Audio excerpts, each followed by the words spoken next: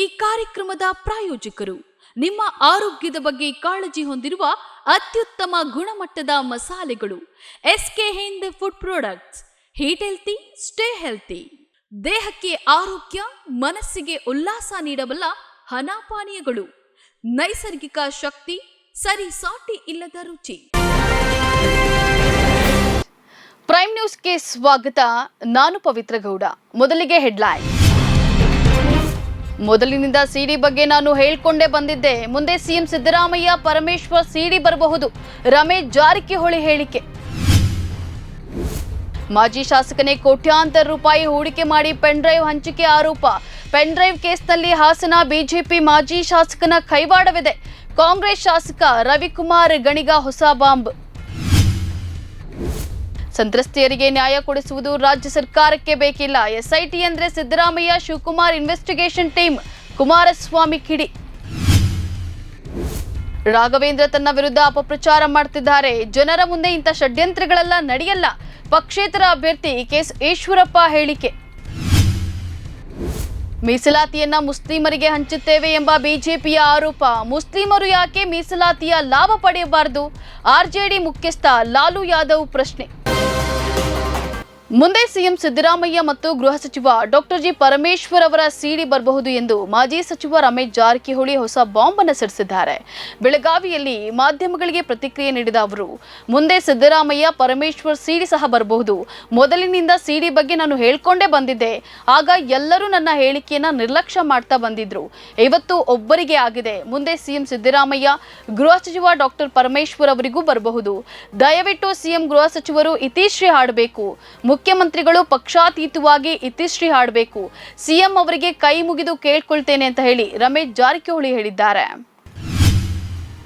Pen drive ಕೇಸ್ನಲ್ಲಿ ರಾಜ್ಯ ಮಟ್ಟದಲ್ಲಿ ಬಿಜೆಪಿಯ ಅತ್ಯುತ್ತಮ ಸ್ಥಾನದಲ್ಲಿ ಕುಳಿತಿರುವ ನಾಯಕ ಹಾಸನದ ಮಾಜಿ ಶಾಸಕನ ಕೈವಾಡ ಇದೆ ಎಂದು ಕಾಂಗ್ರೆಸ್ ಶಾಸಕ ರವಿಕುಮಾರ್ ಗಣಿಗ ಹೊಸ ಬಾಂಬ್ ಅನ್ನು ಸಿಡಿಸಿದ್ದಾರೆ.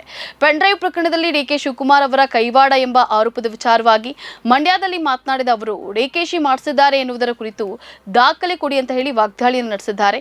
ಪ್ರಜ್ವಲ್ ರೇವಣ್ಣ ಸ್ಟೇ ತಂದಾಗ ಇದೇ ದೇವರಾಜೇಗೌಡ ಹಾಸನದಲ್ಲಿ ನಿನ್ನ ಸ್ಟೇ ವೆಕೇಟ್ ಇದೆ, ಎಲ್ಲವನ್ನ ಬಿಡ್ತೀನಿ ಎಂದು ಹೇಳಿದ್ದಾರೆ. 1 ತಿಂಗಳ ದೇವರಾಜೇಗೌಡ ಸ್ಟೇಟ್ಮೆಂಟ್ ನೋಡಿ. ಇದರಲ್ಲಿ ಕೈವಾಡವಿರುವ ಮಾಜಿ ಶಾಸಕನೇ ಕೋಟ್ಯಾಂತರ ರೂಪಾಯಿ ಹೂಡಿಕೆ ಮಾಡಿ ಪೆನ್ ಡ್ರೈವ್ ಹಂಚಿದ್ದಾರೆ ಎಂಬ ಆರೋಪವನ್ನ ಮಾಡ್ತಿದ್ದಾರೆ. ಪ್ರಜ್ವಲ್ ರೇವಣ್ಣ ಅಶ್ಲೀಲ ವಿಡಿಯೋ ಪ್ರಕರಣದಲ್ಲಿ ಸಂತ್ರಸ್ತೆಯರಿಗೆ ನ್ಯಾಯ ಕೊಡಿಸುವುದು ರಾಜ್ಯ ಸರ್ಕಾರಕ್ಕೆ ಬೇಕಿಲ್ಲ. ಅವರಿಗೆ ಕೇವಲ ಪ್ರಚಾರ, ಚುನಾವಣೆ ವಿಷಯವನ್ನಾಗಿಸಿ ಗೆಲುವು ಸಾಧಿಸುವುದು ಅಷ್ಟೇ ಬೇಕಿರುವುದು ಅಂತ ಹೇಳಿ ಜೆಡಿಎಸ್ ರಾಜ್ಯಾಧ್ಯಕ್ಷ ಕುಮಾರಸ್ವಾಮಿ ಹೇಳಿದ್ದಾರೆ. ಜೆಡಿಎಸ್ ಕಚೇರಿಯಲ್ಲಿ ಸುದ್ದಿಗೋಷ್ಠಿ ಉದ್ದೇಶಿಸಿ ಮಾತನಾಡಿದ ಅವರು, ಎಸ್ಐಟಿ ಎಂಬುದು ಈಗ ಸಿದ್ದರಾಮಯ್ಯ ಇನ್ವೆಸ್ಟಿಗೇಷನ್ ಟೀಮ್ ಮತ್ತು ಶಿವಕುಮಾರ್ ಇನ್ವೆಸ್ಟಿಗೇಷನ್ ಟೀಮ್ ಆಗಿದೆ. ನಿಜವಾಗಿ ಸಂತ್ರಸ್ತೆಯರಿಗೆ ನ್ಯಾಯ ಕೊಡಿಸುವ ಉದ್ದೇಶ ಅವರದ್ದಾಗಿದ್ರೆ ವಿಡಿಯೋ ಹರಿಬಿಟ್ಟವರನ್ನ ಯಾಕೆ ಇನ್ನೂ ಬಂಧಿಸಿಲ್ಲ? ಆ ವಿಚಾರವಾಗಿ ದೂರು ನೀಡಿದ್ರು ಯಾಕೆ ಕ್ರಮ ಕೈಗೊಂಡಿಲ್ಲ ಅಂತ ಹೇಳಿ ಪ್ರಶ್ನೆಯನ್ನ ಮಾಡಿದ್ದಾರೆ. ಅಲ್ಲದೆ ಪ್ರಜ್ವಲ್ ಪ್ರಕರಣದಲ್ಲಿ 16 ವರ್ಷ ವಯಸ್ಸಿನ ಬಾಲಕಿಯೂ ಸಂತ್ರಸ್ತೆ ಅಂತ ಹೇಳಿ ಕಾಂಗ್ರೆಸ್ ನಾಯಕ ರಾಹುಲ್ ಗಾಂಧಿ ಬಹಿರಂಗವಾಗಿ ಹೇಳಿದ್ದಾರೆ. ಯಾವ ಆಧಾರದ ಮೇಲೆ ರಾಹುಲ್ ಗಾಂಧಿ ಆ ಹೇಳಿಕೆಯನ್ನ ನೀಡಿದ್ರು? ಆ ಬಗ್ಗೆ ಎಸ್ಐಟಿ ಯಾಕೆ ಇನ್ನೂ ತನಿಖೆ ಮಾಡಿಲ್ಲ ಅಂತ ಹೇಳಿ ಪ್ರಶ್ನೆಯನ್ನ ಮಾಡಿದ್ದಾರೆ. ರಾಘವೇಂದ್ರ ತನ್ನ ವಿರುದ್ಧ ಅಪಪ್ರಚಾರ ಮಾಡ್ತಿದ್ದಾರೆ. ಜನರ ಮುಂದೆ ಇಂತಹ ಷಡ್ಯಂತ್ರಗಳೆಲ್ಲ ನಡೆಯಲ್ಲ ಅಂತ ಹೇಳಿ ಪಕ್ಷೇತರ ಅಭ್ಯರ್ಥಿ ಕೆಎಸ್ ಈಶ್ವರಪ್ಪ ಹೇಳಿದ್ದಾರೆ.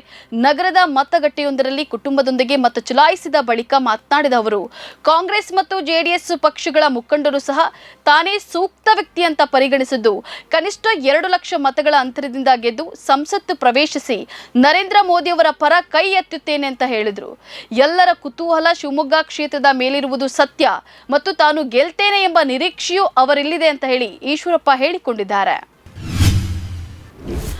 ಮುಸ್ಲಿಮರಿಗೆ ಮೀಸಲಾತಿ ಲಾಭವನ್ನ ವಿಸ್ತರಿಸುವುದರ ಪರವಾಗಿ ನಾನಿದ್ದೇನೆ ಎಂದು ಆರ್ಜೆಡಿ ಮುಖ್ಯಸ್ಥ ಲಾಲು ಪ್ರಸಾದ್ ಯಾದವ್ ಹೇಳಿದ್ದಾರೆ.